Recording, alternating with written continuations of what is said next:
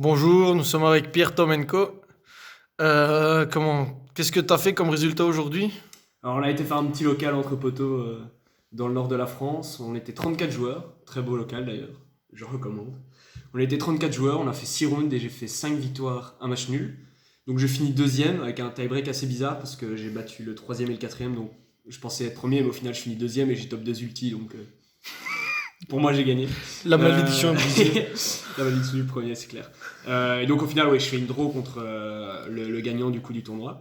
Donc comme match-up, j'ai commencé avec un Shadow. Donc là, je gagne contre un Shadow, je gagne contre un Dragma invoqué, je gagne contre un Raid Raptor, puis je gagne contre un Adamancipator, je fais draw contre le Infernoble et je gagne contre un Lich Zombie en finale, entre guillemets, vu que ça l'était pas trop. Mais c'était la personne qui était en 5-0 à ce moment-là. Du coup, moi j'ai joué. Alors tenez-vous bien, j'ai joué Invoqué Shadow, donc Shadow invoqué Dragma. Donc c'est un peu plus présent dans CG, mais je l'ai pas trop vu ici et j'ai envie de le tester un petit peu. Donc j'ai une liste à 42 cartes et du coup je vais vous présenter tout ça. Du coup d'abord pour les monstres, enfin j'ai mis les terrains dans le monstre parce qu'au final ça reste un Aleister. Donc j'ai les 7 Aleister classiques à ce niveau-là avec les deux invocations, comme ça voilà, ça c'est fait. C'est un engine qui est très efficace, il met beaucoup de pression et il peut remonter des games avec tout seul. J'ai OTK le Dragma invoqué juste avec en forçant tout, il avait 5 monstres sur le terrain, OTK Purga. J'avais la dernière carte en main, c'était ça et OTK Purga, facile. En Shadow. En Shadow, je joue 3 Wendy. Alors, je vais expliquer quand je vous montrerai l'extra deck pourquoi j'en joue 3 et pourquoi pour moi c'était important d'en jouer 3. Donc, à la base, j'en jouais 2 à 40 cartes et j'en ai rajouté une. Parce que pour moi, ça rajoutait vraiment de la consistance pour les petits combos de base. Deux squats, parce que lui, il foolish au final n'importe laquelle, donc il est très important. Et comme one-off, je joue un dragon. Ariel qui a été très bon contre Elvish. Le Hedgehog qui est un peu MVP parce que Winda 7 Hedgehog pour tuto, que ce soit la nouvelle trappe Schism, que ce soit Shadow Fusion, c'est très très punitif. Donc il m'a fait énormément de games celui-là. La Beast qui m'a fait aussi faire beaucoup de top deck. Le nombre de fois où j'ai fait Beast, j'ai droit un Aleister et je suis parti en couille derrière. Donc ça c'était incroyable. Donc je joue pas plus de Shadow. Mais ça reste quand même un beau petit engine qui est... Voilà, j'ai jamais fait une game où j'étais à court de Shadow. Ensuite, en Dragma, je joue 2 Ecclesia et un Lys. Je joue pas Maximus parce que je trouve que j'ai déjà très facilement accès à mon engine Shadow, donc j'en ai pas besoin, clairement.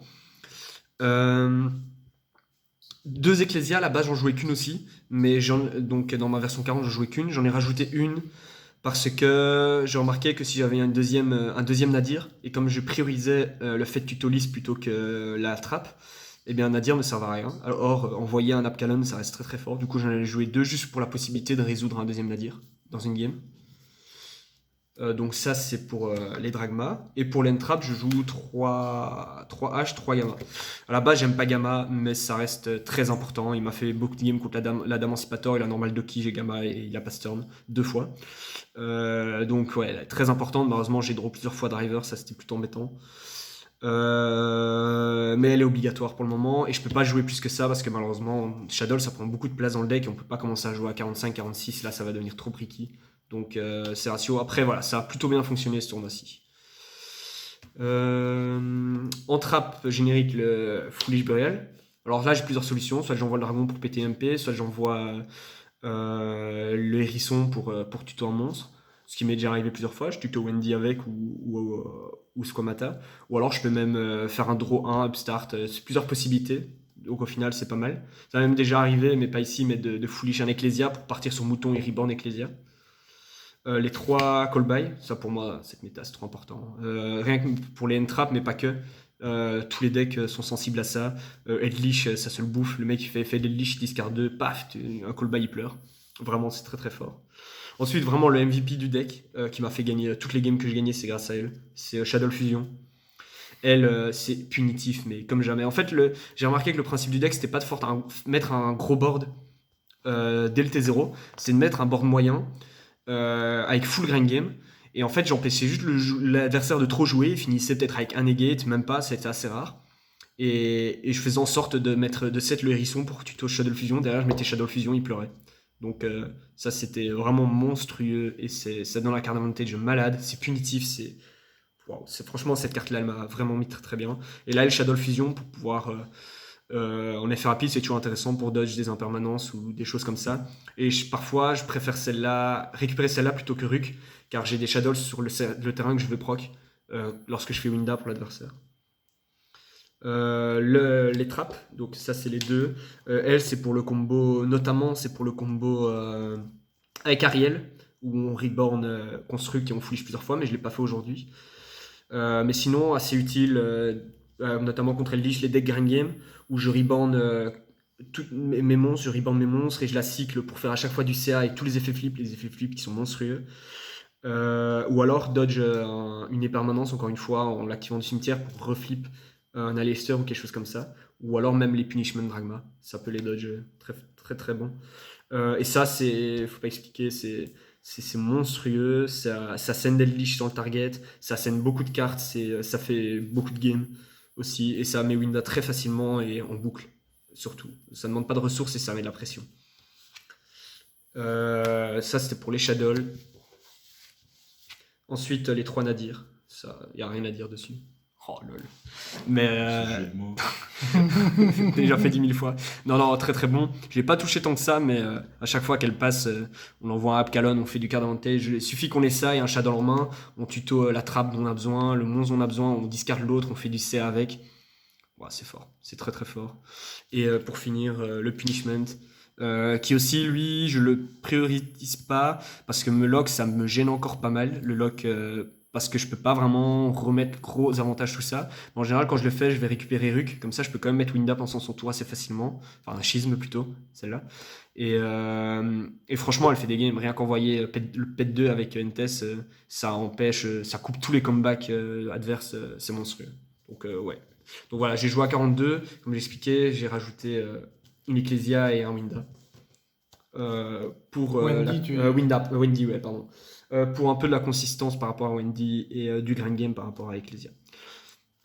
Dans l'extra, j'ai joué Almirage, donc ça c'est pour le package pour notre ami Aleister, classique. Ça c'est pour Construct. Lorsqu'on va, par exemple, on a Shadow Fusion en main, on a Aleister, on fait Garna, et puis derrière on va faire Construct, on va envoyer une trappe dont on a besoin, on va la récupérer en faisant Link 1.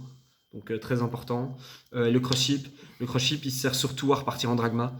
Donc ça m'est arrivé d'ailleurs en finale du tournoi de faire la Shadow Fusion, d'envoyer Ecclesia, faire tout ce qu'il faut avec.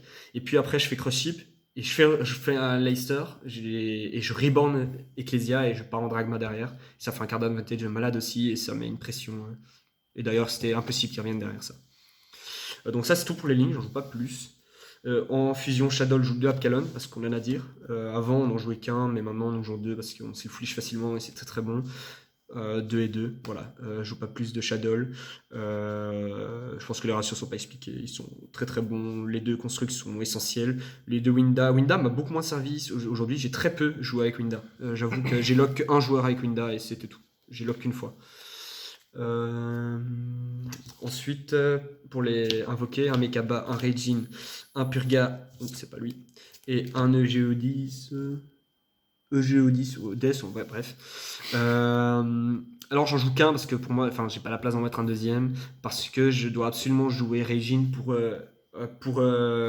Wendy, voilà, j'ai le bon nom. Je m'explique, lorsque je vais start avec Aleister et Wendy, j'ai très peu de chance en fait d'avoir une magie de fusion autre que invocation avec Aleister. Et en fait, ça me gêne très très fort parce que craquer ma invocation juste pour faire des shadows et partir en construct derrière, bah, ça me lock tout mon engine Aleister. Je préfère avoir le green game. Du coup, je vais normal Aleister, je vais faire link tout ça, je vais juste laisser sur Almirage. Et alors là, je vais faire Raijin en utilisant le Wendy de ma main. Pour proc son effet et faire du card advantage avec une beast ou un hérisson qui sera 7. Et ça, franchement, ça empêche déjà pas mal de jouer. Et le but, c'est pas de kill l'adversaire, c'est vraiment de l'empêcher de jouer suffisamment pour le punir derrière, avec des Shadow Fusion et autres. Donc ça, c'était pour le Raijin. Et la dernière carte, c'est Aintes. Ça, c'est pour Nadir et Punishment qui font très très fort le café. Et en miroir aussi. Le Dragma invoqué que j'ai joué, il a juste perdu la première. Il avait full card advantage. Moi, il m'avait totalement niqué mon start. Et il fait juste Maximus. J'envoie ça et ça. je set l'hérisson, je vais tuto Shadow Fusion et je pars en couille derrière. Ça s'est juste passé comme ça. Le side, j'ai joué 3 cosmiques. Parce que je la trouve vraiment très très bon contre Dragma et contre tous les decks. Déjà contre Dragma elle est pas dégueu, mais contre Leash, je voulais dire, et tous les decks contrôle, Geist, etc. 3 Heavenly, pour les mêmes raisons, il m'a fait gagner une manche contre Leash, très très fort. Ça, même en miroir contre Dragma, ça c'est monstrueux, hein. Ça c'est une carte fausse side, elle me fait peur. En vrai. Après, on s'est encore joué après, elle est pas destructive, mais elle fait peur, vraiment. 3 Dark Rulers, ça m'a fait gagner contre le Raid Raptor. Parce que game 1, je brick, game 2, je la gagne, et game 3, il start, il fait la loupe infinie negate, bah, je claque ça et c'était fini. 2 jugements, 1 pancras, 2 ogres et un Nibiru. Alors pourquoi ces ratios bizarres? Parce que ça, c'est des cartes en fait, que je rentre quand je vais first. Et donc, en fait, quand je vais first, je décide juste, j'ai juste à decide gamma. Je décide juste gamma et je rentre ces 4 là, donc ça reste un light, c'est assez intéressant. Et en fait, c'est fort first et second. Et j'ai remarqué que pour les secondes, je pouvais side 7. Et en fait, ça me permettait de rentrer tout ça en fait.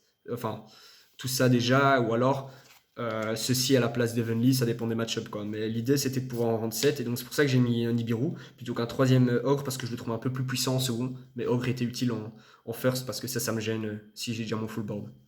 Voilà, donc ça c'était la réflexion derrière ça. Et derrière les jugements qui m'ont beaucoup servi aussi, les jugements qui ont été très bons. Ça c'était pour le side et c'est tout. Voilà, enfin, dédicace à mes potos qui sont venus, qui m'ont conduit, donc Dim et Stav. Qui ont, enfin, voilà, c'était un chouette tournoi, dédicace aux ETS qui après 110, j'en ai eu 2, ce sont mes prizing. Ça c'était un grand moment aussi, ça fait plaisir. Et dédicace aussi à tous ceux qui étaient là, à tous ceux que j'ai joué. Franchement, très bonne ambi, très sympa. C'était un chouette tournoi, un chouette local. À refaire, quoi. On y retournera, sans hésiter. La prochaine.